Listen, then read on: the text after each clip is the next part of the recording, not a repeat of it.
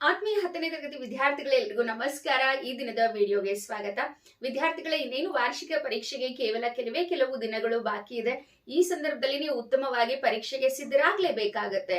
So ನಿಮ್ಮ ಪರೀಕ್ಷೆಗೆ ಉಪಯುಕ್ತವಾಗಲಿ ಅಂತ ಹೇಳಿ ಇವತ್ತಿನ ದಿನದ ವಿಡಿಯೋನಲ್ಲಿ 10ನೇ ತರಗತಿ ಕನ್ನಡ ಪಠ್ಯ ಪುಸ್ತಕದಲ್ಲಿ ಅದರಲ್ಲೂ ಪೂರಕ ಪಾಠಗಳಲ್ಲಿ ಕೇಳಬಹುದಾದಂತಹ ಇಂಪಾರ್ಟೆಂಟ್ ಕ್ವಶನ್ಸ್ ಗಳ ಬಗ್ಗೆ ನಾನು ಹೇಳ್ತಾ ಹೋಗ್ತೀನಿ.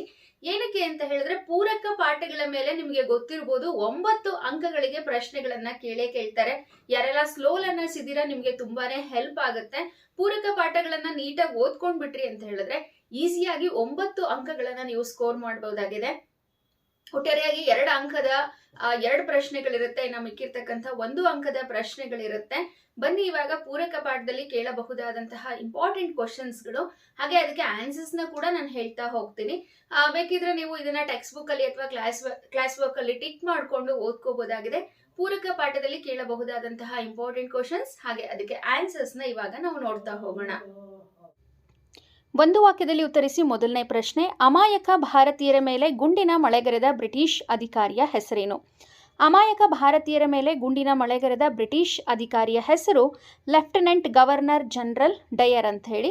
ಇನ್ನು 2-3 ವಾಕ್ಯದ ಪ್ರಶ್ನೆಗಳನ್ನು ನಾವು ನೋಡ್ತಾ ಹೋಗೋಣ. ಪುಟ್ಟಪೋರಿ ಏಕೆ ಮೂಕ ವಿಸ್ಮಿತಳಾಗಿದ್ದಾಳೆ? ವಸಂತ ನಾಗಮನದ ಕಾಲದಲ್ಲಿ ಪುಟ್ಟಿ ಒಡೆಯನ ಮನೆಯ ಅಂಗಳದಲ್ಲಿರುವ ಮಾವಿನ ಮರಗಳು ಹಸುರಾದ ಎಲೆಗಳು ಮತ್ತು ಹಣ್ಣುಗಳಿಂದ ಮೈತುಂಬಿ ನಿಂತಿದೆ. ಆಕಾಶದಲ್ಲಿ ಹಕ್ಕಿಗಳು ರೆಕ್ಕೆ ಬಿಚ್ಚಿ ಹಾರುತ್ತಿವೆ. ಮಾವಿನ ಚಿಗುರನ್ನು ತಿಂದು ಕೋಗಿಲೆಗಳು ಮನದುಂಬಿ ಹಾಡುತ್ತಿವೆ. ಕಡಲು ಉಕ್ಕಿ ಹರಿಯುತ್ತಿದೆ. ಇಳೆಯು ವಸಂತನ ಆಗಮನದ ಸಂತಸದಲ್ಲಿ ಮುಳುಗಿ ಸಂಭ್ರಮಿಸುತ್ತಿದೆ. ಮಲ್ಲಿಗೆಯ ಹೂವುಗಳು ಅರಳಿ ಮುಗುಳುನಗೆ ಬೀರುತ್ತಿವೆ. ಮನೆಯ ಮುಂದಿನ ಹೊಳೆಯುವ ರಂಗೋಲಿಯಲ್ಲಿ ಬಾಲರವಿ ತಳತಳಿಸುತ್ತಿದ್ದಾನೆ. ಈ ದೃಶ್ಯವನ್ನು ಕಂಡು ಪುಟ್ಟ ಪೋರಿಯು ಮೂಕವಿಸ್ಮಿತಳಾಗಿ ಮತ್ತೆ ಮತ್ತೆ ನೋಡುತ್ತಿದ್ದಾಳೆ. ನಂತರದ ಪ್ರಶ್ನೆ, ಅಂದವಾದ ಬರವಣಿಗೆ ಬಗ್ಗೆ ಗಾಂಧೀಜಿಯವರ ಅಭಿಪ್ರಾಯವೇನು? ಗಾಂಧೀಜಿಯವರು ಇಂಗ್ಲೆಂಡಿಗೆ ಹೋಗುವವರೆಗೂ ಅಂದವಾದ ಅಕ್ಷರ ಒಳ್ಳೆಯ ಬರವಣಿಗೆ ಶಿಕ್ಷಣದ ಅವಶ್ಯಕ ಅಂಶ ಅಲ್ಲ ಎಂದು ಭಾವಿಸಿದ್ದರು. ನಂತರ ದಕ್ಷಿಣ ಆಫ್ರಿಕಾಕ್ಕೆ ಹೋದ ಮೇಲೆ ಅಲ್ಲಿನ ಸುಶಿಕ್ಷಿತ ಯುವಕರ ಮತ್ತು ವಕೀಲರ ಮುತ್ತು ಪೋಣಿಸಿದಂತಿದ್ದ ಸುಂದರ ಬರವಣಿಗೆಯನ್ನು ನೋಡಿ ಅವರಿಗೆ ನಾಚಿಕೆಯೂ ಪಶ್ಚಾತ್ತಾಪವೂ ಆಯಿತು. ಆಗ ಅವರು ಕೆಟ್ಟ ಅಕ್ಷರದ ಬರವಣಿಗೆ ಅಪಕ್ವ ಮತ್ತು ಅಪೂರ್ಣ ಶಿಕ್ಷಣದ ಚಿಹ್ನೆ ಎಂದು ಅರಿತುಕೊಂಡು ತಮ್ಮ ಬರಹವನ್ನು ತಿದ್ದಿಕೊಳ್ಳಲು ಪ್ರಯತ್ನಿಸಿದರೂ ಅದು ಸಾಧ್ಯವಾಗಲಿಲ್ಲ.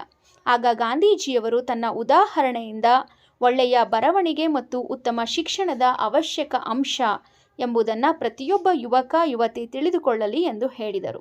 26ನೇ ಪ್ರಶ್ನೆ, ಭಗವಂತನಲ್ಲಿ ಶರಣಾಗುವ ಭಾವ ಅಕ್ಕ ಮಹಾದೇವಿ ವಚನದಲ್ಲಿ ಹೇಗೆ ವ್ಯಕ್ತಗೊಂಡಿದೆ?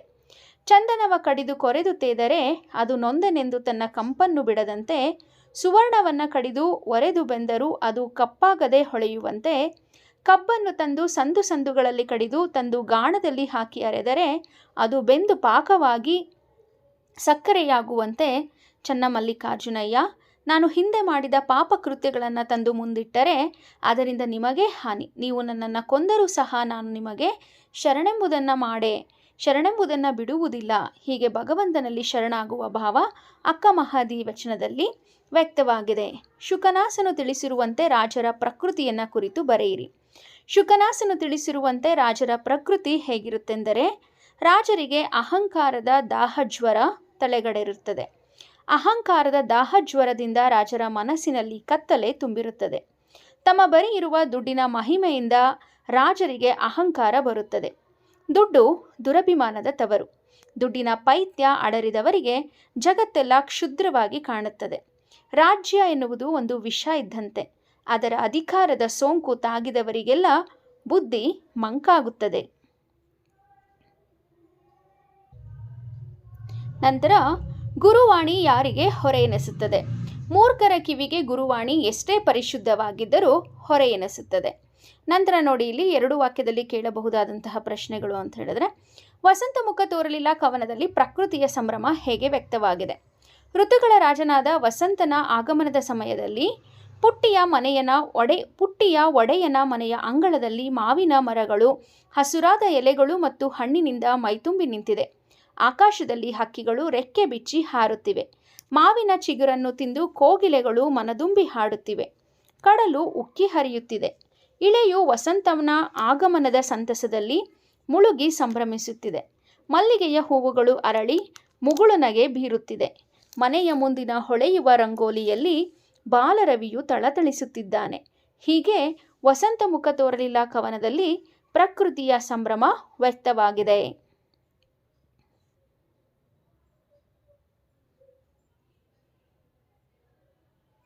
ನಂತರ ಬಾಲಕ ಭಗತ್ ಸಿಂಗ್ನ ತಾಯಿಯ ಕಣ್ಣುಗಳಿಂದ ನೀರು ಧಾರಾಕಾರವಾಗಿ ಹರಿಯಲು ಕಾರಣವೇನು?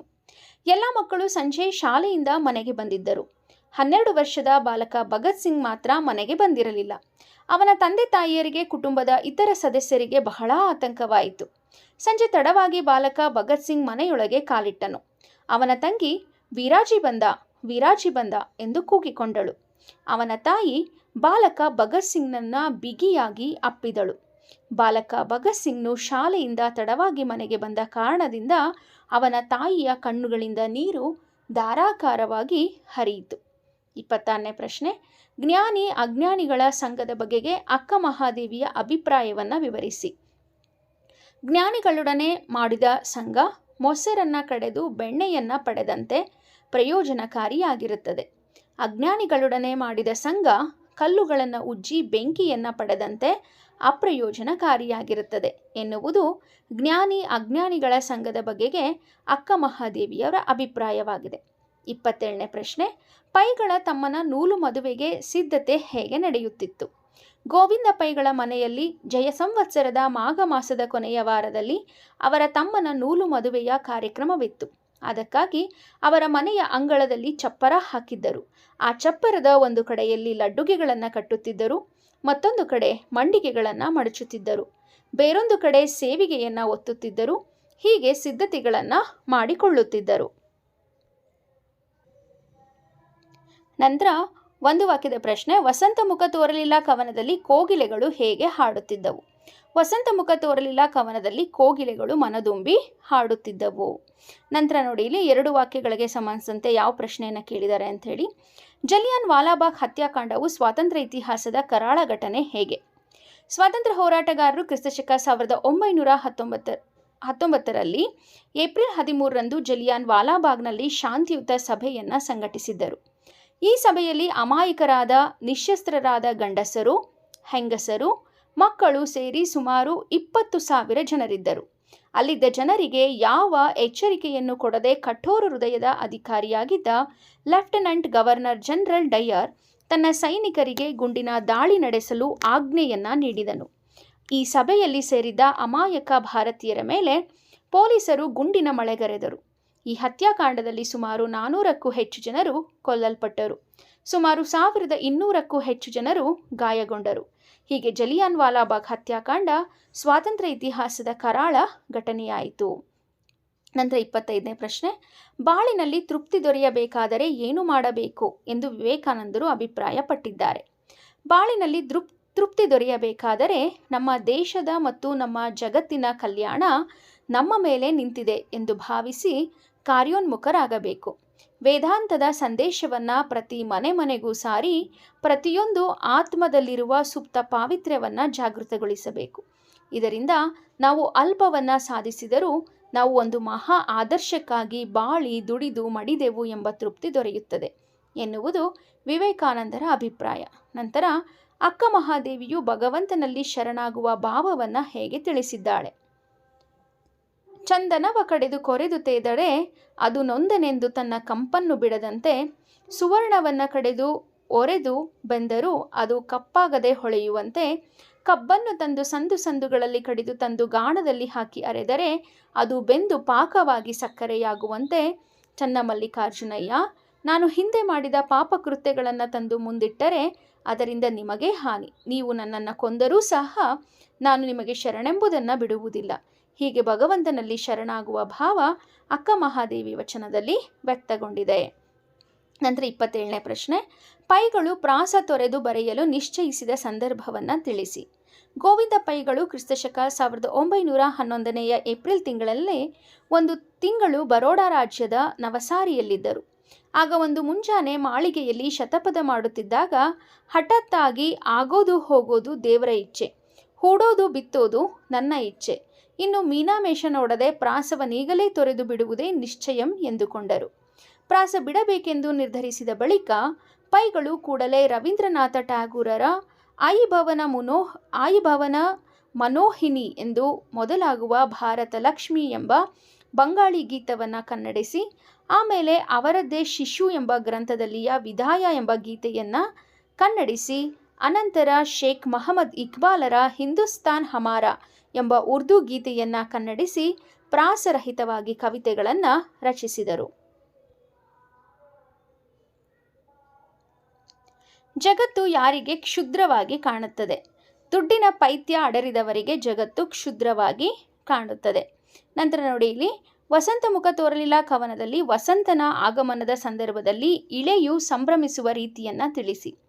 ಋತುಗಳ ರಾಜನಾದ ವಸಂತನ ಆಗಮನದ ಸಮಯದಲ್ಲಿ ಪುಟ್ಟಿಯ ಒಡೆಯನ ಮನೆಯ ಅಂಗಳದಲ್ಲಿ ಮಾವಿನ ಮರಗಳು ಹಸಿರಾದ ಎಲೆಗಳು ಹಾಗೂ ಹಣ್ಣಿನಿಂದ ಮೈತುಂಬಿ ನಿಂತಿದೆ.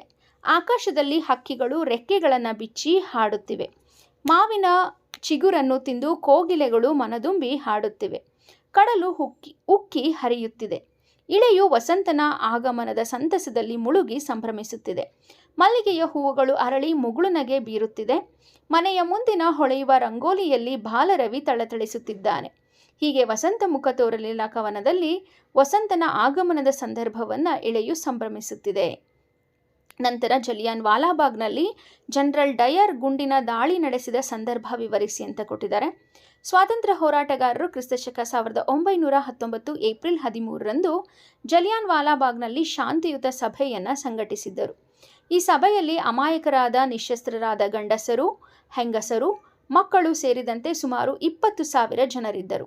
ಅಲ್ಲಿದ್ದ ಗಂಡಸರಿಗೆ ಯಾವ ಎಚ್ಚರಿಕೆಯನ್ನು ಕೊಡದೆ ಕಠೋರ ಹೃದಯದ ಅಧಿಕಾರಿಯಾಗಿದ್ದ ಲೆಫ್ಟಿನೆಂಟ್ ಗವರ್ನರ್ ಜನರಲ್ ಡಯರ್ ತನ್ನ ಸೈನಿಕರಿಗೆ ಗುಂಡಿನ ದಾಳಿಯನ್ನು ನಡೆಸಲು ಆಜ್ಞೆಯನ್ನು ನೀಡಿದನು. ಈ ಸಭೆಯಲ್ಲಿ ಸೇರಿದ್ದ ಅಮಾಯಕ ಭಾರತೀಯರ ಮೇಲೆ ಪೊಲೀಸರು ಗುಂಡಿನ ಮಳೆಯನ್ನು ಗರೆದರು. ಈ ಹತ್ಯಾಕಾಂಡದಲ್ಲಿ ಸುಮಾರು 400ಕ್ಕೂ ಹೆಚ್ಚು ಜನರು ಕೊಲ್ಲಲ್ಪಟ್ಟರು. ಸುಮಾರು 1200ಕ್ಕೂ ಹೆಚ್ಚು ಜನರು ಗಾಯಗೊಂಡರು. ಹೀಗೆ ಜಲಿಯನ್ ವಾಲಾಬಾಗ್ ಹತ್ಯಾಕಾಂಡವು ಸ್ವಾತಂತ್ರ್ಯ ಇತಿಹಾಸದ ಕರಾಳ ಘಟನೆಯಾಗಿದೆ. ನಂತರದ ಪ್ರಶ್ನೆ, ಆ್ಯಂಡ್ ಟು ದಿಸ್ ಲಾಸ್ಟ್ ಕೃತಿಯಿಂದ ಗಾಂಧೀಜಿಯವರು ಅರ್ಥೈಸಿಕೊಂಡ ಸಿದ್ಧಾಂತಗಳನ್ನು ತಿಳಿಸಿ.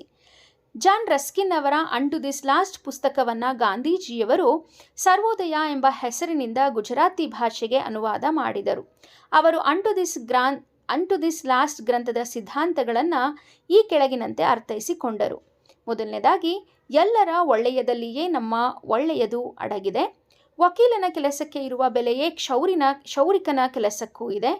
ತಮ್ಮ ಕೆಲಸದಿಂದ ಜೀವನ ನಿರ್ವಹಿಸಲು ಎಲ್ಲರಿಗೂ ಸಮಾನವಾದಂಥ ಹಕ್ಕಿದೆ. ಹಾಗೆ ಶ್ರಮಜೀವಿಯ ಜೀವನ, ಉಳುವವನ ಅಥವಾ ಕೈಕಸುಬುಗಾರನ ಜೀವನವೇ ಯೋಗ್ಯ ಜೀವನ ಅಂತ ಹೇಳಿ ತಿಳ್ಕೊಂಡ್ರು. ನಂತರ ಅರಿಯದವರೊಡನೆ ಮತ್ತು ಬಲ್ಲವರ ಸಂಘದ ಪರಿಣಾಮವನ್ನು ತಿಳಿಸಿ. ಅರಿಯದವರೊಡನೆ ಮಾಡಿದ ಸಂಘ ಕಲ್ಲುಗಳನ್ನು ಉಜ್ಜಿ ಬೆಂಕಿಯನ್ನು ಪಡೆದಂತೆ ಅಪ್ರಯೋಜನಕಾರಿಯಾಗಿರುತ್ತದೆ. ಬಲ್ಲವರೊಡನೆ ಮಾಡಿದ ಸಂಘ ಮೊಸರನ್ನು ಕಡೆದು ಬೆಣ್ಣೆಯನ್ನು ಪಡೆದಂತೆ ಪ್ರಯೋಜನಕಾರಿಯಾಗಿರುತ್ತದೆ. ಇವು ಅರಿಯದವರ ಮತ್ತು ಬಲ್ಲವರ ಸಂಘದ ಪರಿಣಾಮಗಳು. ಶರಣರ ಸಂಗಮವನ್ನು ಮಾಡಿದರ ಕರ್ಪೂರದ ಗಿರಿಯನ್ನು ಉರಿಯ ಕೊಂಬಂತೆ ಎನ್ನುವುದು ಅಕ್ಕಮಹಾದೇವಿಯವರ ಅಭಿಪ್ರಾಯವಾಗಿದೆ. ಒಂದು ವಾಕ್ಯದಲ್ಲಿ ಉತ್ತರಿಸಿ. ಇಲ್ಲಿ ಕ್ರಿಯಾ ಸ್ವಾತಂತ್ರ್ಯ ಎಂದರೇನು? ಕ್ರಿಯಾ ಸ್ವಾತಂತ್ರ್ಯ ಎಂದರೆ ತನಗೆ ಇಷ್ಟ ಬಂದ ಕೆಲಸ ಮಾಡಲು ವ್ಯಕ್ತಿಗೆ ಅವಕಾಶ ಇರ್ತಕ್ಕಂಥದ್ದು. ಇನ್ನು ನಂತರ 2-3 ವಾಕ್ಯದಲ್ಲಿ ಯಾವ್ಯಾವ ಪ್ರಶ್ನೆಗಳನ್ನು ಕೊಟ್ಟಿದ್ದಾರೆ ನೋಡೋಣ. ವಸಂತ ಮುಖ ತೋರಲಿಲ್ಲ ಕವನದಲ್ಲಿ ಪ್ರಕೃತಿಯ ಸಂಭ್ರಮ ಹೇಗೆ ವ್ಯಕ್ತವಾಗಿದೆ? ಪ್ರಕೃತಿಯಲ್ಲಿ ಮಾವಿನ ಮರಗಳು ಮೈತುಂಬಿ ನಿಂತಿದೆ. ಹಕ್ಕಿಗಳು ರೆಕ್ಕೆ ಬಿಚ್ಚಿ ಹಾರುತ್ತಿವೆ. ಕೋಗಿಲೆಗಳು ಮನದುಂಬಿ ಹಾಡುತ್ತಿವೆ. ಕಡಲು ಉಕ್ಕಿ ಹರಿಯುತ್ತಿದೆ. ಹೀಗೆ ವಸಂತ ಮುಖ ತೋರಲಿಲ್ಲ ಕವನದಲ್ಲಿ ಪ್ರಕೃತಿಯ ಸಂಭ್ರಮ ವ್ಯಕ್ತವಾಗಿದೆ. ನಂತರ ಭಗತ್ ಸಿಂಗ್ ಜಲಿಯನ್ ವಾಲಾಬಾಗ್ ಮಾರಣ ಹೋಮದಿಂದ ತೆಗೆದುಕೊಂಡ ನಿರ್ಧಾರ ಏನು ತಿಳಿಸಿ ಅಂತ ಹೇಳ್ಕೊಟ್ಟಿದ್ದಾರೆ. ಭಗತ್ ಸಿಂಗ್ ಜಲಿಯನ್ ವಾಲಾಬಾಗ್ ಮಾರಣ ಹೋಮದಿಂದ ಒಂದಲ್ಲ ಒಂದು ದಿನ ಈ ದಮನಕಾರಿ ಪ್ರಭುತ್ವವನ್ನು ಧ್ವಂಸ ಮಾಡಲು ಏನನ್ನಾದರೂ ಮಾಡಿಯೇ ತೀರುತ್ತೇನೆ, ಆಗ ಕ್ರೂರ ಬ್ರಿಟಿಷ್ ಆಳ್ವಿಕೆ ಅಂತ್ಯವಾಗುತ್ತದೆ ಎಂಬ ನಿರ್ಧಾರವನ್ನು ತೆಗೆದುಕೊಂಡನು. ಭಗವಂತನಲ್ಲಿ ಶರಣಾಗುವ ಭಾವ ಅಕ್ಕ ಮಹಾದೇವಿಯ ವಚನದಲ್ಲಿ ಹೇಗೆ ವ್ಯಕ್ತವಾಗಿದೆ? ಚಂದನವನ್ನು ಕಡಿದು ಕೊರೆದು ತೆಗೆದರೂ ಅದು ನೊಂದನೆಂದು ಕಂಪನ್ನು ಬಿಡುವುದಿಲ್ಲ. ಚಿನ್ನವನ್ನು ಕುಲುಮೆಯಲ್ಲಿ ಹಾಕಿ ಬೇಯಿಸಿದರೂ ತುಂಡರಿಸಿದರೂ ಓರೆಯಲ್ಲಿ ತಿಕ್ಕಿದರೂ ಅದು ಕಳಂಕ ಹಿಡಿಯುವುದಿಲ್ಲ. ಕಬ್ಬನ್ನು ತಂದು ಅದರ ಸಂದನ್ನು ಕಡೆದು ಗಾಣದಲ್ಲಿ ಇಕ್ಕಿ ಅರೆದರೂ ಬೆಂಕಿಯಲ್ಲಿ ಬೇಯಿಸಿದರೂ ಅದು ಪಾಕವಾಗಿ ಸಕ್ಕರೆಯಾಗಿ ನೊಂದನೆಂದು ಸಿಹಿಯನ್ನು ಬಿಡುವುದಿಲ್ಲ. ಹೀಗೆ ಅಕ್ಕ ಮಹಾದೇವಿ ತಾನು ಹಿಂದೆ ಮಾಡಿದ ಹೀನಗಳೆಲ್ಲವನ್ನ ತಂದು ಮುಂದಿಳಿಯಲು ಅದು ನಿಮಗೇ ಹಾನಿ. ಹಾಗಾಗಿ ಚನ್ನಮಲ್ಲಿಕಾರ್ಜುನ ತನ್ನನ್ನು ಕೊಂದರೂ ನಿಮಗೆ ಶರಣೆಂಬುದನ್ನು ಬಿಡಲಾರೆ ಎಂದಿದ್ದಾಳೆ. ಹೀಗೆ ಭಗವಂತನಲ್ಲಿ ಶರಣಾಗುವ ಭಾವ ಅಕ್ಕ ಮಹಾದೇವಿ ವಚನದಲ್ಲಿ ವ್ಯಕ್ತವಾಗಿದೆ. ಪೈಗಳ ತಮ್ಮನ ನೂಲು ಮದುವೆಗೆ ಹೇಗೆ ಸಿದ್ಧತೆ ಮಾಡಿಕೊಳ್ಳುತ್ತಿದ್ದರು? ಪೈಗಳ ತಮ್ಮನ ನೂಲು ಮದುವೆ ದಿನ ಅಂಗಳದಲ್ಲಿ ಒಂದು ಕಡೆ ಲಡ್ಡುಗೆಗಳನ್ನು ಕಟ್ಟುತ್ತಿದ್ದಾರೆ, ಮತ್ತೊಂದು ಕಡೆ ಮಂಡಿಗೆಗಳನ್ನು ಮಡಚುತ್ತಿದ್ದಾರೆ, ಬೇರೊಂದು ಕಡೆ ಸೇವಿಗೆಯನ್ನು ಒತ್ತುತ್ತಿದ್ದಾರೆ. ಜೋಳದ ಗದ್ದೆಯಲ್ಲಿ ಗಿಳಿಗಳ ಕೋಲಾಹಲದಂತೆ ಚಪ್ಪರವೆಲ್ಲ ಗದ್ದಲ ಇತ್ತು. ಹೀಗೆ ಪೈಗಳ ತಮ್ಮನ ನೂಲು ಮದುವೆಯ ದಿನ ಅಂಗಳದಲ್ಲಿ ಸಿದ್ಧತೆಗಳು ಆಗುತ್ತಿದ್ದವು ಅಂತೇಳಿ ಬರೀಬೇಕು. ಸೊ ಇದಿಷ್ಟು ಪೂರಕ ಪಾಠಕ್ಕೆ ಸಂಬಂಧಿಸಿದಂತೆ ಇಂಪಾರ್ಟೆಂಟ್ ಆಗಿರ್ತಕ್ಕಂಥ ಕ್ವಶನ್ಸು. ಈ ಎಲ್ಲ ಪ್ರಶ್ನೆಗಳನ್ನು ನೀವು ಕಲ್ತಿದ್ದೆ ಆದರೆ 9ಕ್ಕೆ 9 ಅಂಕಗಳು ನಿಮ್ಮದಾಗುತ್ತೆ ಅಂತೇಳಿ ಹೇಳ್ತಾ ವಿಡಿಯೋ ವೀಕ್ಷಿಸಿದ್ದಕ್ಕೆ ಧನ್ಯವಾದಗಳು.